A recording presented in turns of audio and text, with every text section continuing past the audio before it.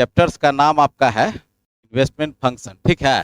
हाँ, इसको हम बता रहे थे, इसमें से जो है ना बीपीएससी 5 से 6 बार सवाल पूछ चुकी है। ये उसका फेवरेट एरिया है, एमईसी, है ना। पूंजी की सीमांत उत्पादकता, marginal efficiency of capital, BPSC का फेवरेट एरिया है। ये सवाल बार बार हर 2 साल में देखते हैं घुमा के, हर 2 साल में घुमा के सवाल 40वीं से लेके आपको 65 और 66 में नहीं पूछा है। अभी मैक्रो इकोनॉमिक्स से इस बार सवाल आप लोग को रहेगा, क्योंकि 2 साल माइक्रो इकोनॉमिक्स को टच तक नहीं किया है बीपीएससी, ना 65वीं में किया ना 66वीं में किया, तो आप समझ लीजिए।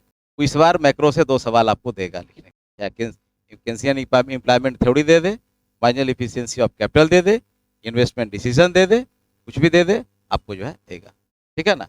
या नेशनल इनकम का डिफरेंशियली गैप दे दे, आपको सवाल एक रहेगा। इसलिए 2 सवाल के लिए हम लोग तैयार रहेंगे, 100 नंबर के लिए। अगर आता है तो लिखेंगे, वहाँ नहीं आएगा तो 1 सवाल तो लिखेंगे। तो आज हम लोग इन्वेस्टमेंट फंक्शन जो है इसको हम लोग बोलते हैं क्या, निवेश फलन, इसको हम लोग पढ़ेंगे। देखिए वहाँ पर जो बात आई थी, केन साहब जो एक फॉर्मूला दिए थे, उसने कहा था एम्प्लॉयमेंट, इनकम, है ना, आउटपुट और एम्प्लॉयमेंट, ये तीनों की बात जब हम करते हैं तो तीनों हमारा वो देश के नेशनल जीडीपी को इंडिकेट करता है और बताता है उसे। तो इस तीनों को ये करने के लिए उसने क्या दिया था, क्या निकाला था, ईडी, इफेक्टिव डिमांड। शॉर्ट में लिख दें, समझ जाइएगा, जगह नहीं बच रहा है। ईडी, ये सारा ईडी का खेल उसने बताया। अब ईडी को उसने जो है डिफाइन करने के लिए 2 टूल्स का उसने लिया था। क्या लिया था भाई, पहला क्या था, एडीएफ, और दूसरा था एएसएफ, एग्रीगेट सप्लाई फंक्शन और एग्रीगेट डिमांड। इसको कहा कि ये इस पर हम कुछ नहीं कर सकते हैं शॉर्ट टाइम, ये कांस्टेंट रहेगा। तो लिखेंगे एएसएफ जो है अल्पकाल में स्थिर रहती है, उस पर कुछ नहीं, एडीएफ पे सारा काम करता है। तो एडीएफ क्या चीज़ पे निर्भर करता है, 2 चीज़ पे निर्भर करता है। क्या करेगा, एग्रीगेट डिमांड, कंजम्पशन और इन्वेस्टमेंट। इन्वेस्टमेंट का मतलब सेविंग मान के चलिए, वही रहता है। तो कंजम्पशन फंक्शन हो गया और इन्वेस्टमेंट। देखिए कंजम्पशन में भी 2 पार्ट उसने लिया था, एपीसी और एमपीसी। पढ़ेंगे, जब हम पढ़ेंगे इसको विस्तार से पढ़ेंगे, अभी बता ही रहे थे। हाँ हाँ, एवरेज प्रोपेंसिटी टू कंज्यूम और मार्जिनल प्रोपेंसिटी टू कंज्यूम। एक यूनिट को, एक कस्टमर जब कितना अपने इनकम बढ़ने पर 1 इकाई इनकम बढ़ा तो 1 इकाई कंजम्पशन बढ़ाया कि नहीं बढ़ाया, that is called the average propensity to consume. और मार्जिनल एक अतिरिक्त इकाई एडिशनल के लिए अगर बढ़ाते हैं तो कितनी हमारी कंजम्पशन बढ़ती है with respect to the income, income के आधार पर वो देखा था। इसमें कहा कि तो पीछे ही रहेगा हमेशा, इनकम की तुलना में कंजम्पशन नहीं बढ़ा पाता है कोई भी आदमी। अब मान लेते हैं कंजम्पशन का एक लिमिटेशन होता है ना, लिमिटेशन होता है कि आप कितना खाएंगे, कितना यूज करेंगे, कितना कपड़ा पहनेंगे, कितना। बहुत ज़्यादा तो आप कितना खाएंगे, मान लें अगर 1 लाख आपकी सैलरी, तो 1 लाख थोड़ी खा जाएंगे आप, कभी भी नहीं खा पाएंगे आप। 1 लाख तो खर्च कर नहीं पाएंगे, संभव भी नहीं। इसलिए कहता है कंजम्पशन हमेशा इनकम से पीछे रहेगा, लेसर देन रहेगा, चलेगा ही। तो इसका फुल फॉर्म में लिखना पड़ेगा, लिख लीजिएगा बगल में, एवरेज प्रोपेंसिटी टू कंज्यूम। इधर बोर्ड कट रहा है, अच्छा ठीक ठीक ठीक, थैंक यू, ठीक। तो यहाँ तक लिख लिए ना आप लोग, इसको थोड़ा मिटाएं, लिख लिए हैं। अच्छा एमपीसी यहाँ पर लिखते हैं, लिखिए, फिर से बना देंगे। लिखिए एमपीसी जो है, लिखिए एमपीसी बराबर लिखिए मार्जिनल, लिखते जाइएगा, चूंकि देखिए वर्ड इस पे बहुत बार आएगा, ये सब वर्ड, ये की वर्ड है, मैक्रो इकोनॉमिक्स का की वर्ड है। आप किसी मैथ को नहीं बना पाते चूंकि फॉर्मूला आपको पता नहीं होता है, आप प्रोसेस नहीं जान पाते। जिस दिन फॉर्मूला सीख जाइएगा, जिस दिन प्रोसेस उस दिन मैथ बन जाता है। तो इकोनॉमिक्स क्यों नहीं समझते हैं, इकोनॉमिक्स का टर्म आप नहीं समझते हैं। अब टर्म जिस दिन समझिएगा इकोनॉमिक्स समझने लगिएगा, कहीं दिक्कत नहीं। समझते ही नहीं लोग, what is MPC, what is MPS, what is ADF, what is SF, भाई समझता ही नहीं है ना, उसको कोटेशन है। देखते हैं मौका लगेगा तो उसमें पूरे मैक्रो इकोनॉमिक्स में 20 से 22 तरह का टर्म है, ठीक है ना। हम सोचे थे कि इनिशियल क्लास में ही पढ़ा देंगे, लेकिन जो प्रेशर है आपको सिलेबस खत्म करने का बीपीएससी का, तो जब बेसिक को छोड़ देते हैं, आप लोग एडवांस में लेके चलते हैं। आप लोग बेसिक किताब से पढ़ के समझ लीजिएगा। तो हम वही स्टार्ट करते थे, कहीं पहले डिमांड क्या है, इन्वेस्टमेंट क्या है, फंक्शन क्या है, एमपीएस क्या है, मल्टीप्लायर क्या है, एक्सेलरेशन क्या है, एफिशिएंसी क्या है, इन्फ्लेशनरी गैप क्या है, डेफिसिटरी गैप क्या है ना, ये सब जानना जरूरी है। वर्ड बार बार आएगा, बार बार आएगा, आपको दिमाग को पिंच करेगा, आपको टीज करेगा, ये वर्ड क्या सर बोल रहे हैं, समझ में नहीं आ रहा है क्या ये। तो मार्जिनल प्रोपेंसिटी टू कंज्यूम, और ये हो गया एपीसी, हो गया एवरेज प्रोपेंसिटी टू कंज्यूम, ठीक है ना। चलिए इसको देखिए, अब यहाँ पे हम इसको जा रहे हैं, ऑनलाइन वाले लिख लिए ना, एपीसी का लिखिएगा एवरेज प्रोपेंसिटी टू कंज्यूम, ठीक है। औसत उपभोग प्रवृत्ति, ये हुआ सीमांत उपभोग प्रवृत्ति। तो हम लोग इन्वेस्टमेंट पर बात कर रहे हैं। इन्वेस्टमेंट 2 फैक्टर पर निर्भर करेगा। पहला हो जाएगा एमईसी, ये क्या है, मार्जिनल, है ना, इफिशियंसी ऑफ कैपिटल, इसको बोलते हैं पूंजी की सीमांत क्षमता या उत्पादकता। हर बुक में अलग अलग दिया हुआ है, समझ लीजिए, सब जगह इंग्लिश कॉमन रहता है, याद रखिए, बार बार बोलते हैं। और दूसरा होता है रेट ऑफ इंटरेस्ट। आज हिंदी वाले हिंदी में लिख लीजिए, ठीक है। इस तरह से आपका ये इस केवल इसका इसी दोनों का खेल है पूरे ये। मार्जिनल इफिशियंसी ऑफ जो कैपिटल है, ये भी दो फैक्टर पर निर्भर करता है, प्रोस्पेक्टिव यील्ड ऑफ कैपिटल और इसका सप्लाई प्राइस ऑफ कैपिटल। आज हम लोग केवल इसी चीज़ की बात करेंगे। ब्याज की दर भी दो चीज़ पर निर्भर करता है, सप्लाई ऑफ मनी और लिक्विडिटी प्रेफरेंस, मुद्रा की आपूर्ति और तरलता अधिमान। ठीक है, लिख रहा है ना, लिखते जाइएगा क्योंकि बोर्ड हो जाता है और भी और नीचे तक जाएगा। Liquidity preference, PREFERENC, liquidity preference, तरलता अधिमान।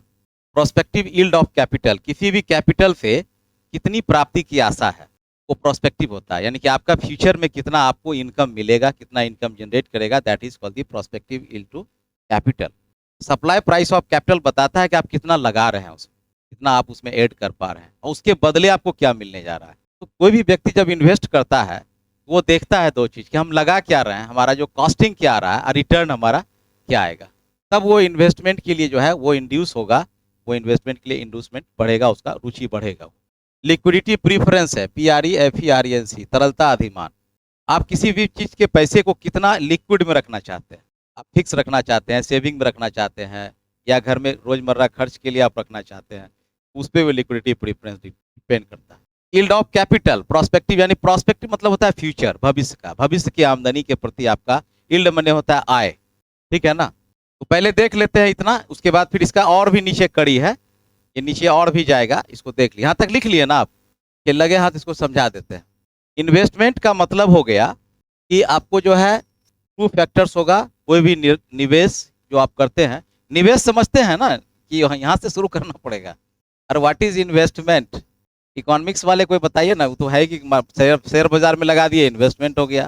देखिए इन्वेस्टमेंट का बस एक ही सिंपल परिभाषा है, कैपिटल इनका, कैपिटल गुड्स का, क्रिएशन ऑफ मोर वेल्थ, है ना, जनरेशन ऑफ द क्या, generation of income, for the purpose of generation of income, creation of the more wealth, that is called the investment, वो investment कहलाता है। यानी कि जब आपके पास जो पैसा है, जो आपके पास धन है, संपत्ति है, उसको और अधिक आय कमाने के लिए आप उसको खर्च करते हैं, एक्सपेंस करते हैं, that is called the investment. ठीक है ना। अब जैसे नई मशीन आप खरीदे तो दैट इज कॉल्ड इन्वेस्टमेंट, नई कार खरीदे दैट इज द इन्वेस्टमेंट, ठीक है ना, नया मकान खरीदे दैट इज द इन्वेस्टमेंट। लेकिन अगर पुराने कार को आप बेच रहे हैं that is not the investment, पुराना घर खरीद रहे हैं दैट इज नॉट, पुरानी फैक्ट्री को रिनोवेशन कर रहे हैं that is not the investment. तो investment means the generation of money, generation of capital, जो कैपिटल में जो इन्वेस्टमेंट होगा, जो चेंज आएगा, दैट इज कॉल्ड द, क्या होगा, आपको चेंज हो जाएगा। तो उसको हम लोग आई से डिनोट करते हैं इन्वेस्टमेंट, है ना, यानी change in capital, change in capital, इसको के से करेंगे, ये फॉर्मूला चलता है। यानी आई इक्वल्स टू क्या हो गया, चेंज इन कैपिटल, जो आपकी कैपिटल है उसमें चेंज लाते हैं, परिवर्तन आता है, बढ़ता है, तो that is called the investment, ठीक ना। तो आई जो है ना, तो आई जो है, आई का भी यहाँ भी फंक्शन लिख लीजिएगा, हालांकि डिटेल का चीज़ है। एक आई होता है प्लस आई ए होता है। तो जो आई बता रहा है, आई और आई जो बता रहा है, ये इंड्यूस्ड है ना, इंड्यूस्ड इन्वेस्टमेंट बता रहा है। लिखते जाइए, बहुत टर्म है इसमें। आई ए बता रहा है ऑटोनोमस इन्वेस्टमेंट बता रहा है, ये भी फॉर्मूला याद रखना। पहले ये सब टर्म समझ लीजिए, उसके बाद अपने आप समझ जाएगा, बहुत हार्ड नहीं है, बहुत सिंपल है, खाली टर्म को समझना है इसमें। हाँ, इंड्यूस्ड इन्वेस्टमेंट है, ऑटोनोमस, देखिए ऑटोनोमस मतलब अपने आप, इंड्यूस्ड का मतलब होता है प्रेरित निवेश, यानी कहीं से प्रेरित हो गए आप। इसको लिख लीजिए यहाँ बगल में, प्रेरित निवेश, प्रेरित निवेश। आईवास है ना, स्वायत्त निवेश, यानी स्वतः, शब्द से ही क्लियर है, दिख रहा है ना लास्ट में आप लोग को। I investment equals to I small I plus I A. I A बता रहा है इंड्यूस्ड इन्वेस्टमेंट, यानी कि प्रेरित निवेश, किसी से प्रेरित होकर आप कर रहे हैं, मार्केट से प्रेरित हो रहे हैं। आपको लगा कि शेयर बाजार 25% रिटर्न दे रहा है, झट से शेयर बाजार में पैसा लगा दिए। आपको लगा कि गोल्ड से हमको 30% दे रहा है, झट से गोल्ड में लगा दिए। आपको लग रहा है कि जमीन खरीद के जमीन बेचने से हमको ज़्यादा इन्वेस्टमेंट, तो जमीन में खरीदने में लगा दिए। तो आप क्या कर रहे हैं, आप इंड्यूस हो रहे हैं, किसी चीज़ से प्रेरित हो रहे हैं। और ऑटोनोमस इन्वेस्टमेंट अपने आप होते रहता है, आपको है कि नहीं हमको करना है तो इतना कर देना। अब आपकी चूंकि नीड है, जरूरत है, उसमें किसी प्रकार का कोई इनकम और कोई रेट ऑफ इंटरेस्ट उसको प्रभावित नहीं करता, ऑटोमेटिकली वो चलता रहता है। जैसे आपका क्या है, एजुकेशन, आपका एजुकेशन क्या है, ऑटोनोमस इन्वेस्टमेंट है, आप कर रहे हैं। घर आपको जरूरत है, आपका घर नहीं है तो घर आप खरीद रहे हैं, ऑटोमेटिक खरीद रहे हैं, चाहे घर का रेट कुछ भी रहे, मार्केट में रेट ऑफ इंटरेस्ट कुछ भी रहे, लेकिन चूंकि आपको नीड है हुआ तो ऑटोमेटिकली चलते रहता है। उसको मार्केट फोर्स जो है, रेट ऑफ इंटरेस्ट और कैपिटल गुड्स उसको जो है या लिक्विडिटी ऑफ मनी उसको प्रभावित नहीं करता है। That is called the autonomous, स्वायत्त, अपने आप चल रहा है आपका। और ये है कि आप किसी चीज से प्रभावित हो जाते हैं, तो यही चीज कर रहा है। आइए यहाँ पर, यहाँ तक लिख लिए ना साहब। देखिए अब क्या कहता है, पूंजी की सीमांत क्षमता या उत्पादकता, व्हाट इज, क्या है ये? कि ये अर्थ हुआ किसी भी कैपिटल जो गुड्स होता है, आप जो भी कैपिटल बनाते हैं, जो कैपिटल आप इंक्रीजमेंट करते हैं, स्टोर करते हैं या उसमें आप इन्वेस्टमेंट करते हैं, तो आप क्या देखते हैं, आप बाजार में देखते हैं कि आपका जो रेट ऑफ रिटर्न है और आपका जो इन्वेस्टमेंट का रेट है, दोनों में डिफरेंस आना चाहिए। दोनों में अगर डिफरेंस आता है तब आप सोचते हैं कि हमारे लिए बेनिफिशियरी है, ये हमारा बेनिफिट करेगा, हमको इनकम जनरेट करेगा, हमारे कैपिटल को जो है चेंज इन कैपिटल, हमारा कैपिटल को इन्हांसमेंट करेगा, तब तो आई डिसाइड कीजिएगा आप। तो केन साहब ने कहा कि आई डिसाइड करने के लिए एमईसी को सबसे पहले दिमाग में रखते हैं कोई भी इन्वेस्टर, कोई भी निवेशक, और दूसरा बाजार को देखते हैं कि बाजार में रेट ऑफ इंटरेस्ट क्या चल रहा है, ब्याज दर कितना है। और आपको बताए थे रिलेशन में कि ब्याज दर और इन्वेस्टमेंट में रिलेशन क्या होता है, नेगेटिव पॉजिटिव का होता है, उसका स्लोप डाउन हो जाता है, अर्थात रेट ऑफ इंटरेस्ट हाई होगा तो इन्वेस्टमेंट कम होगा, और रेट ऑफ इंटरेस्ट कम होगा तो इन्वेस्टमेंट ज़्यादा होगा। लेकिन सेविंग में ठीक उसका उल्टा हो जाता है वहाँ। तो आप यहाँ देखेंगे कि जब रेट ऑफ इंटरेस्ट को नज़र में रखता है एक इन्वेस्टर, वो देखता है कि अगर ज़्यादा रेट ऑफ इंटरेस्ट मार्केट में है, वो इन्वेस्ट करना चाहेगा, देगा, लेगा, अपना करेगा कोई भी चीज़। तो इन्वेस्टर जो है वो दो तरह से देखता है। क्या देखता है? पहला तो रेट ऑफ इंटरेस्ट दो तरह से डिफाइन कर रहा है। पहला क्या कर रहा है कि अगर मान लेते एक छोटा सा उदाहरण लेते हैं कि आपके पास 1 लाख रुपया है, ठीक है, अब आपको spare, that is your saving, that is S, it is your S after deduction of the consumption. तो वाई में सी घटा दिए तो एस निकल गया, एस आपके पास 1 लाख रुपए है। अब आपका दिमाग चलेगा क्या करें 1 लाख रुपए का, शेयर बाजार में लगाएं, बैंक में फिक्स कर दें, या 1 लाख का कोई गाड़ी खरीद लें, क्या दिमाग काम करेगा? तो आप वहाँ डिसाइड करेंगे, क्या डिसाइड करेंगे? आप देखेंगे क्या चीज़ में देखेंगे? अगर देखेंगे कि शेयर बाजार का रेट ऑफ इंटरेस्ट 15% है और बैंक जो है 10% रेट ऑफ इंटरेस्ट अगर हम डिपॉजिट करते हैं बैंक में, तो कोई भी व्यक्ति लिक्विडिटी को दो रूप में उसको कन्वर्जन करता है। क्या करता है? या तो कहीं इन्वेस्ट करता है या सीधे बैंक में जाके जमा करता है, तीसरा तो कोई और काम करता नहीं।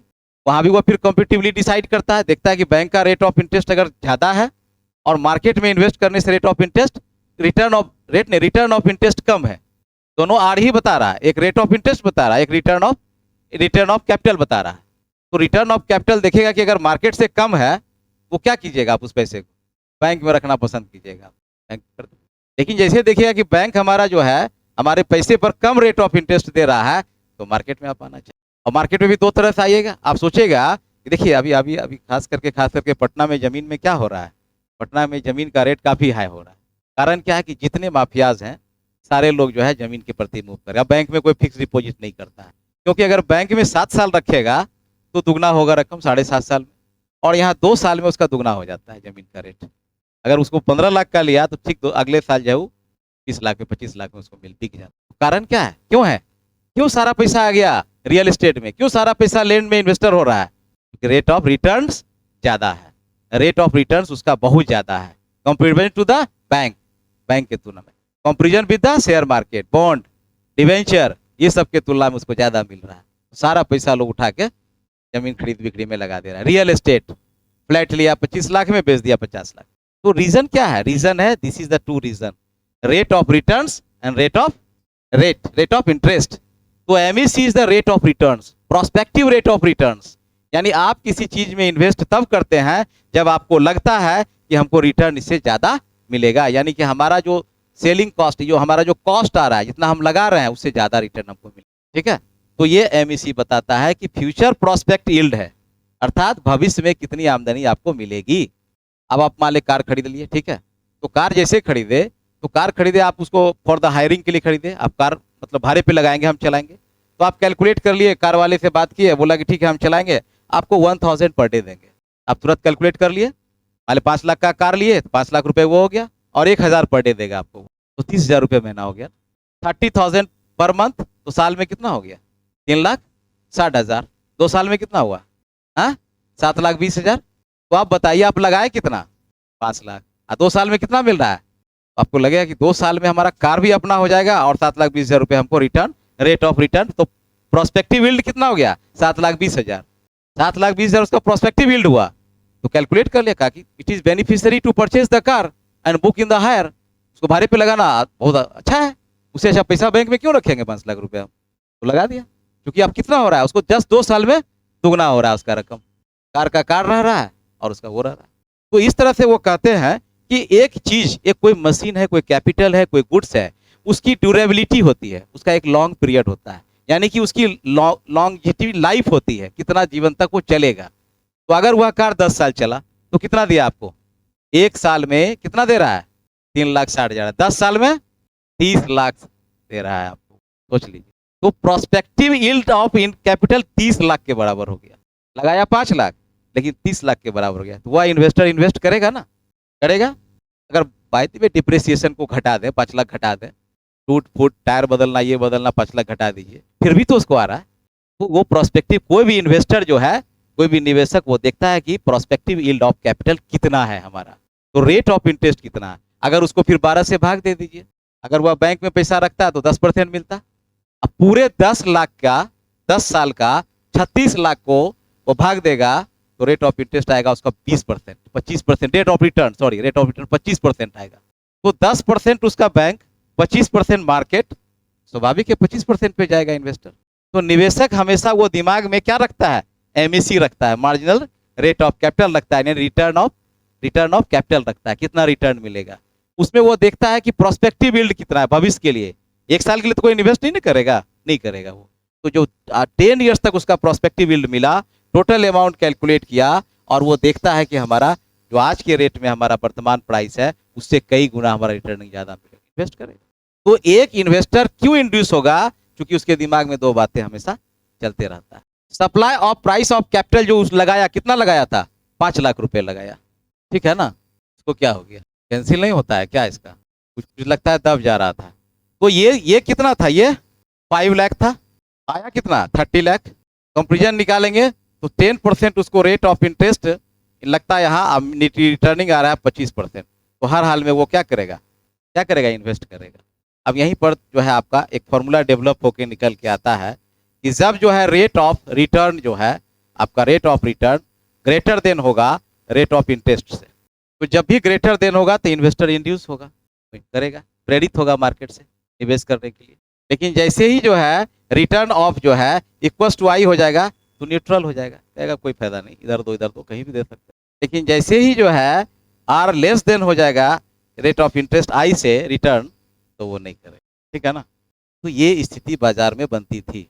तो जब तीसा की महान मंदी आई थी तो क्या कौन सा सिचुएशन था?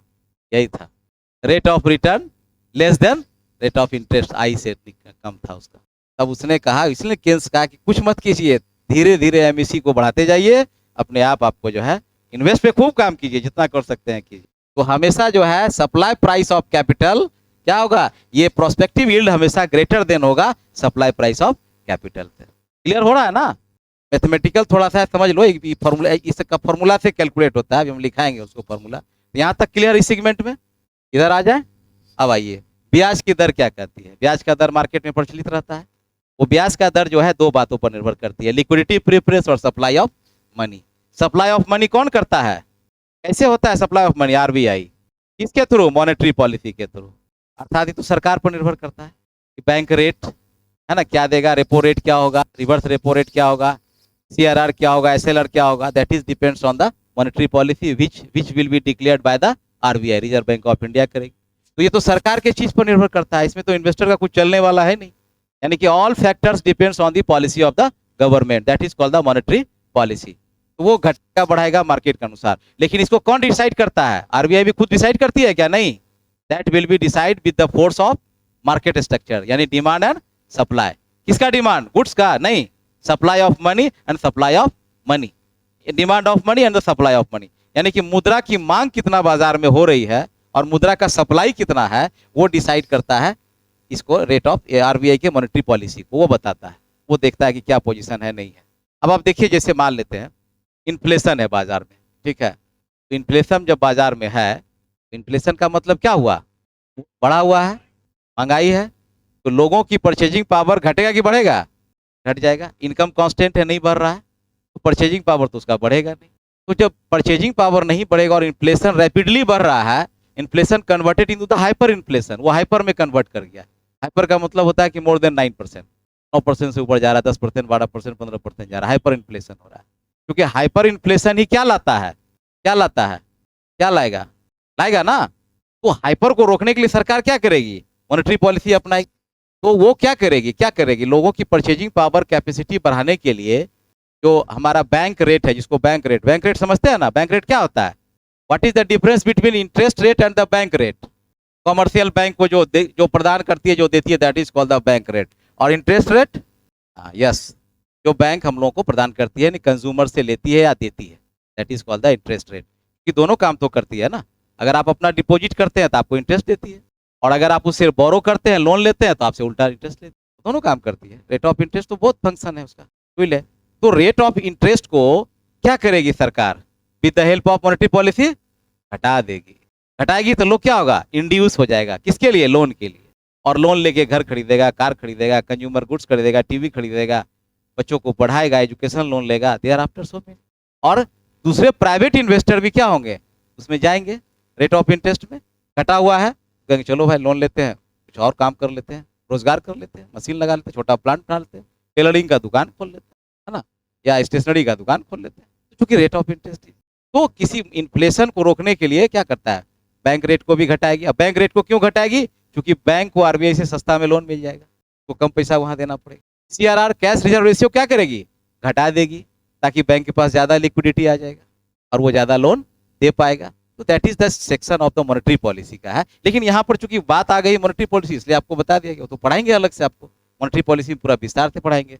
तो आप यहाँ क्या देख रहे हैं, यहाँ देख रहे हैं कि ये सप्लाई ऑफ मनी किसके बस में है, किसी पब्लिक, किसी प्राइवेट के बस में नहीं है। That depends on the government, government के हाथ में। आइए इस पर काम करना। इस पर क्या काम करता है, इस पर वो कहते हैं कि लिक्विडिटी जो होती है ना, किसी भी कंज्यूमर को, किसी भी इन्वेस्टर को वो इंड्यूस करती है इन्वेस्टमेंट करने के लिए। लिक्विडिटी मतलब समझ रहे हैं ना, तरलता। तरलता का मतलब आप कैश में कितना पैसा रखना चाहते हैं, आप इन हैंड कितना पैसा रखना चाहते हैं, that is called the liquidity, है ना। आपकी लिक्विडिटी बनी रहे। जैसे आप घर से बाहर निकले लेकिन आपके पास एक भी पैसा नहीं, कार्ड, तो card is also the liquidity. Card भी लिक्विडिटी है, क्योंकि जहां चाहते हैं वहीं एटीएम से निकल जाता है आपका, या कार्ड से भी पेमेंट कर देते हैं। तो आजकल तो लिक्विडिटी तो कैश की बात ही तो केंद्र साहब बहुत पहले दिए थे, उसमें थोड़ी सोचे थे कि कार्ड भी बन जाएगा, एटीएम बनेगा या डेबिट कार्ड बनेगा। गोल्ड भी लिक्विडिटी है, क्योंकि तुरंत एक्सचेंज हो जाता है आपका, वो भी लिक्विडिटी है। आप सोना का अंगूठी लिए हुए हैं, कहीं फंस गया, दे दिया 10,000 20,000 मिल गया आपको, that is called also liquidity. Liquidity है एक तरह से हुआ। आज के डेट में तो सबकी लिक्विडिटी हो गया ना, शायद कुछ बचा नहीं अब, कहीं से मिनटों में पैसा। तो लिक्विडिटी जो प्रीफरेंस होती है, प्रीफरेंस, कोई भी व्यक्ति लिक्विड में पैसा क्यों रखना चाहता है, तरल में पैसा क्यों रखना चाहता है, उसका 3 मोटिव होता है। क्या क्या मोटिव होता है, पीएम, है ना, प्रिकॉशनरी मोटिव होता है, ठीक है ना, टीएम ट्रांजिटिव मोटिव होता है, लेन देन मुद्रा के लिए, और स्पेकुलेटिव यानी कि जो भविष्य में रुपये कमाएंगे उसके लिए वो रखता है। आप घर में पैसा 3 तरह से रखते हैं, कैसे कैसे रखते हैं सोचिए तो। जब जैसे बजट है, आपके मम्मी पापा अर्न करके आते हैं, सैलरी लेके आते हैं, तो आप उसमें से 10,000 रुपया रोजमर्रा खर्च के लिए अलग कर देते हैं, रोजमर्रा खर्च के लिए अलग कर देते हैं। That is called the TM, यानी कि क्या, ट्रांजिटिव मोटिव, है ना, ट्रांजेक्शन मोटिव। डेली ट्रांजेक्शन करेंगे भाई, इसे सब्जी है, दाल है, ये है, वो है, घर है, किसी का ये है, पेपर है, फलना है, मेड है, हाउस मेड है, यानी देयर आर सो मेनी, आपको जितनी नीड है, that is called the TM. Transitive motive के लिए आप घर में पैसा रखते हैं, लिखते जाओगे, टीएम लिखिएगा, ट्रांजिट, है ना, transaction motive, TM transaction motive, रोज मर्रा की खर्चे, रोज लेन देन की खर्चे। इसको हिंदी में लिखिएगा, हिंदी वाले, यहाँ जगह कम हो गया है। अच्छा हाँ ठीक है, बोले इसको ऊपर होगा कैसे, मूव से करें, क्या बात है, चलिए थैंक यू। आप भी लोग सिखाइएगा ना भाई, इतना तो हम लोग जानते ही नहीं। हाँ, तो क्या हो गया, टीएम ट्रांजिटिव, है ना, ट्रांजेक्शन मोटिव। और दूसरा रखते हैं पीएम। पीएम का मतलब हो गया प्रीकॉशनरी मोटिव, युवा की, है ना, रोज लेन देन के लिए। ये हो गया प्रीकॉशनरी, यानी क्या हो गया, पूर्व सुरक्षा, सुरक्षा मोटिव से, सुरक्षा देश, इसको सिक्योरिटी मोटिव भी कहा जाता है। और तीसरा आपका हो गया स्पेक्यूलेटिव मोटिव। देखिए आप लोग समझ रहे होंगे कि हम किन्स पढ़ा रहे हैं, किस नहीं, मैक्रो इकोनॉमिक्स पढ़ा रहे हैं। हर जगह किन्स की बात आएगी, क्योंकि किन्स का मतलब मैक्रो इकोनॉमिक्स। इससे बहुत बच्चे को दिमाग में घुसता रहता है कि सर चैप्टर में घूम रहा है। अरे हमको शौक है आपके चैप्टर में घूमने का, आपके पीछे पीछे घूमने का। जिस दिन हम बैच खत्म करें हम भी फ्री हो जाएंगे, हमको क्या पढ़ा हुआ है। नहीं, बहुत बच्चों को लगता है कि कई चैप्टर सर पढ़ा रहे हैं, किन्स जब से शुरू किया लास्ट तक किन्स पकड़ रहे थे आप। देखिएगा बहुत लोग बोलेगा कि पूरा रामायण सुन लिया, कहीं सीता कौन थी? गजब बात है भाई, पूरा रामायण खत्म हो गया, आप सीता पता ही नहीं चला इसको। राम जी कौन थे लास्ट में पूछता है, जब सारा लंका विजय विजय करके आ गया, अयोध्या आ गया, पूरा दिवाली मना लिया, सब कुछ हो गया, तो कहता है राम कौन थे भाई? गजब आदमी है, आपको इतना समझ नहीं है। जब शुरू में ना पूछते कि भाई राम राम बक रहे तो राम है कौन, सीता है कौन? अब हम किन्स किन्स पढ़ा रहे हैं, लास्ट में कहेगा सर किनसे पढ़ा रहे थे अभी तक आप? 15 दिन हो गया किनसे पढ़ा रहे हैं आप? अजीब बात है, मैं तो किन्स पढ़ा रहे, किन्स ही माइक्रो इकोनॉमिक्स है, तो हम कहाँ से सैमुल्सन मार्शल को ले आवे आपके लिए वहां घुमा के? कॉमन सी बात है। देखिए इसी बात को समझना पड़े। हम पढ़ाते हैं, घर में बुक से पढ़िए, नोट्स को रिवाइज कीजिए और उसमें से चैप्टर को निकालिए। बार बार कहते हैं बीपीएससी क्वेश्चन को सामने रखिए, सिलेबस को सामने रखिए और निकालिए क्या निकलता है, तब ना आपको मंजिल मिलेगा। आपके लिए देखिए हम 12-13 क्वेश्चन निकाल के 25 साल में ला दिए हैं और फोकस्ड किए हैं कि एमईसी पर इतना बार पूछा है कि उसका नहीं कहता है कि जैसे कि 4 बच्चा है, एक बच्चा छोटा बच्चा बहुत प्यारा है, तो वही बीपीएससी का प्यारा सेक्शन नहीं, बार बार घुमा के यहाँ सवाल पूछ देता है आपसे। पहले इसी को पकड़ लीजिए जिसे वो पूछने का संभावना है, क्योंकि हमको तो क्वालिफाई करना है ना, नौकरी लेना है। अरे थोड़ी एमईसी पर रिसर्च करना है हमको, किन्स पर हमको रिसर्च करना है, दूसरा मैक्रो इकोनॉमिक्स थोड़ी लिखना है। बस हम लोग पकड़ लिए, पॉकेट जोन को पकड़ के चलेंगे तो किसी तरीका से भाई 36 पेज और क्या 6 क्वेश्चन और मोर देन 240 मार्क्स। बस टारगेट तो मेरा यही है, 3 मंजिल को पाना है, 36 पेज भरना है, 6 क्वेश्चन हर हाल में लिखना है और 240 से ऊपर नंबर लाना है। सब लाएगा 180, 160, 155, हम हमेशा 80-70 नंबर ऊपर रहेंगे। इंटरव्यू में तुम हमसे पूछो मत पूछो फिर भी हमारा होगा, नहीं फॉलो किए, होना ही होना, ये टारगेट चलेगा हम लेके और उसी से हो जाएंगे। तो हमारा क्या स्पेक्युलेटिव मोटिव हो गया, अर्थात क्या हुआ ये स्पेक्युलेटिव समझते हैं, सट्टेबाजी। यानी कि जो शेयर बाजार में लगता है ना, पैसा जो लगाता है लोग, है ना, स्पेक्युलेटिव मोटिव मतलब वह सट्टेबाजी उद्देश्य है ना। हा? हा? नहीं करता है, देखिएगा करता है, बता देते उदाहरण से बता देते, सब करता है, सबको शौक है 2 पैसा कमाने का। आप देखते हैं कभी कभी आता है नॉन बैंकिंग, कहता है कि 1.5 साल में दुगना कर देंगे, घूम घूम के घरे घर लेता है और समेट के पैसा फिर लेके भाग जाता है सबका, देखे है ना। हाँ तो कैसे सहारा हो या जो हो, जेबीजी हो, कौन कौन आया राम गया राम हुआ, दुनिया के चला गया, सब पर सुप्रीम कोर्ट का केस हो गया है। तो नॉन फाइनेंस बैंकिंग जो होती है क्या करती है, लोभ दे देती है। अब आप क्या करते हैं, अरे दुगना हो जाएगा 1.5 साल में, तो धड़ाधड़ जितना पैसा है तहाँ से समेट के ला के उसको दे देते हैं। बार लीजिए भाई, जल्दी लीजिए, जल्दी मेरा ही ले लीजिए, हमको 1.5 साल में दीजिए। और 1.5 साल बाद गए पता चला कि बोर्ड बंद है, भाग गया, तो सट्टेबाजी हुआ ना। आप किस लिए गए थे, आप गए थे ज्यादा रुपया कमाने के, आप में लोभ था। दैट इज द क्या, that is also the game. आपको इतनी बुद्धि विवेक होनी चाहिए कि सरकारी बैंक 7.5 साल में दुगना करता है, रेट ऑफ इंटरेस्ट उसका 5.7% है, आई 1.5 साल में वो बाप घर से करेगा, कहाँ से करेगा वो, अरे बताइए कहाँ से करेगा वो। तो आदमी को विवेक तो है नहीं, केवल क्या देखा, प्रोस्पेक्ट यील्ड देखा, प्रोस्पेक्ट यील्ड ऑफ रिटर्न, वो कुछ नहीं देख रहा है, ना रेट ऑफ इंटरेस्ट कैलकुलेट कर रहा है, ना रिस्क फैक्टर देख रहा है, वो बैंक है कि नहीं है, कि फर्जी है कि क्या है, कहाँ से आया कहाँ गया। अब मुख्यालय रखेगा गुवाहाटी, शिलोंग, ताकि आप जाके भी पता नहीं लगा सके। सबका देखिएगा शिलोंग नॉर्थ ईस्ट में रहता है मुख्यालय, जान के लिखेगा head quarter in Shillong, head quarter in Imphal, head quarter Meghalaya. अब जाइए मेघालय, पता ही नहीं कर पाइएगा, और वहाँ है नहीं कोई, उसका कुछ नहीं, कोई ऑफिस नहीं, केवल फर्जी बना के रहता है। उसका काम होता है कि इस तरह से कर, और उसके बाद क्या करेगा, आप एक इस मोहल्ला से उस मोहल्ला से उस मोहल्ला से, सुनिए आपको ऑटो दिला देते हैं, आप अपने नाम से ऑटो निकलवा दिया, 50,000 दे दीजिए, ऑटो 1-2 निकाल दिया, किसी को कुछ और दे दिया, किसी को हर जगह 1-2, वो सिंबॉलिक काम करता है, वो दे दिया आपको, अगला देखिए अरे उसको तो ऑटो मिला है और 10 को आ गया, अरे उसको तो दुकान मिला है, दुकान वही खुला है, बैंक खुला है, नॉन बैंकिंग वाले, आ गया पैसा। तो वो 1 लाख रुपए इन्वेस्ट किया, अब 20 लाख का कलेक्शन आ गया उसके। तो इस तरह से वो ट्रैप बिछाता है, ट्रैप करता है। आप जो है आप नहीं चाहते हुए भी स्पेकुलेटिव मोटिव में पैसा लगा देते हैं जाके। आप सोचते हैं अभी जाए कहीं पर गए, देखे ना कोई व्यक्ति कहता है कि मेला उला में नहीं देखते हैं, ये फेंकिए ना 200 रुपये हो जाएगा, ये फेंकिए ना ये वाला टीवी फंस जाएगा, ये मोटरसाइकिल हो जाएगा, कुछ होता है नहीं किसी को, क्या है, दैट इज स्पेकुलेटिव मोटिव। पैसा आपका है लेकिन निकाल के आप तुरंत लगा देते हैं, या किसी से कर्ज लेके भी लगा देते हैं कि भाई ये लाओ दुगना हो जाएगा, जल्दी हो जाएगा, दुगना हो जाएगा। तो that is it is the type of gambling, ये गैम्बलिंग है, ये सट्टेबाजी है। शेयर बाजार क्या है, what is the share market क्या है, स्पेकुलेटिव मोटिव है वो। शेयर बाजार क्या है, गेम है ना, उसमें लिखा रहता है, देखिए बहुत छोटा पतला से लिखेगा, मार्केट रिस्क इसमें नहीं, बाजार की जोखिम इसमें शामिल है, बहुत छोटा सा लिखता है ताकि आप नहीं देखें उसको। अगर कोई भी चीज एड आ रहा है, देखिए वो तेजी से निकल जाएगा, जो खतरा की चीज तेजी से निकल जाएगा, और जो फंसाने वाला चीज है वो लिख देगा इसमें 20% रिटर्न है, 15% रिटर्न है। उसमें ये कोई नहीं पढ़ता है कि बाजार जोखिम भी इसमें शामिल है, कोई पढ़ता ही नहीं। जोखिम क्या है, वही है, आप या तो रातों रात करोड़पति हो गया, अन्यथा रोडपति हो गया, आराम से रोड पर घूमते रहिए, गया 1 करोड़ रुपया 2 करोड़ रुपया, दिखते नहीं, शेयर बाजार क्रैश कर गया 20% 30%, 5600 करोड़ का जो है या 56,000 करोड़ का जो है ये लॉस हो गया, दिखते नहीं है। That is speculative motive. आप वहां पैसा लगाते हैं, आप में है प्रवृत्ति, आप ऐसा करते हैं, आप कुछ पैसा रोज लेन देन के लिए रखते हैं, 10,000 20,000 घर में रखते हैं कि जो आएगा खुदरा खर्चा करेंगे। दूसरा, आप जो है सिक्योरिटी मोटिव, प्रिकॉशनरी मोटिव के लिए भी रखते हैं। मान लिया अचानक बीमार पड़ गया कोई घर, तो आप सीधा उस पैसे को हटा देते हैं कि चलो 20,000 रुपये इमरजेंसी फंड है, ये कोई बीमार पड़ा, किसी को जरूरत पड़ गई, कभी कुछ इमरजेंसी हो गई, तो 2 हेड तो आप घर में रखते ही हैं।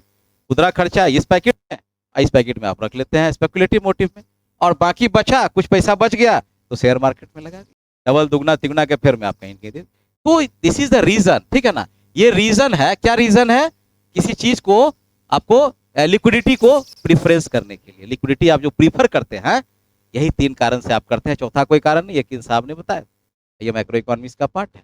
तो ये बातें भी निर्भर करती है कि आप कितना रोजमर्रा में खर्चा करते हैं, कितना आप सुरक्षा के लिए रखना चाहते हैं। हो सकता है आप रिस्क फैक्टर में ज्यादा रह रहे हैं तो ज्यादा पैसा रखिएगा। आपके घर में हो सकता है कि नंबर ऑफ बीमार जो सिक पर्सन है ज्यादा है, 10 आदमी बीमारी रहता है महीना में, उसके लिए ज्यादा पैसा रखिएगा।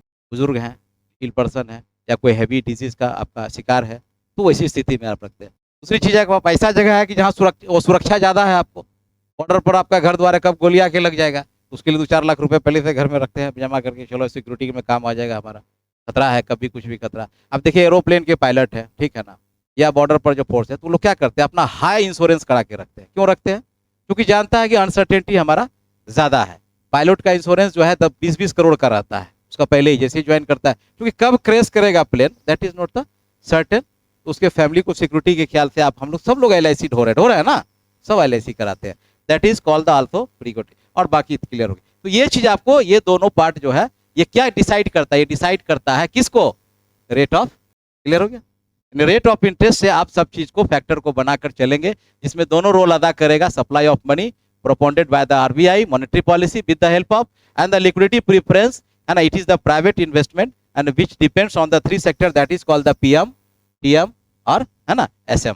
ये हमको याद रखना, इतना चाहिए हमारा, पूरे इकोनॉमी को डिसाइड करता है, चलाता है, और इन्वेस्टमेंट फंक्शन को डिसाइड करता है। क्लियर हुआ, क्लियर हो गया, इन्वेस्टमेंट फंक्शन क्लियर, कैसे निवेश होगा, कितना निवेश होगा, कितना रिटर्न होगा, कितना लगाएगा, रेट ऑफ इंटरेस्ट क्या होगा, मॉनेटरी पॉलिसी क्या होगी, सारा पिक्चर क्लियर हो गया।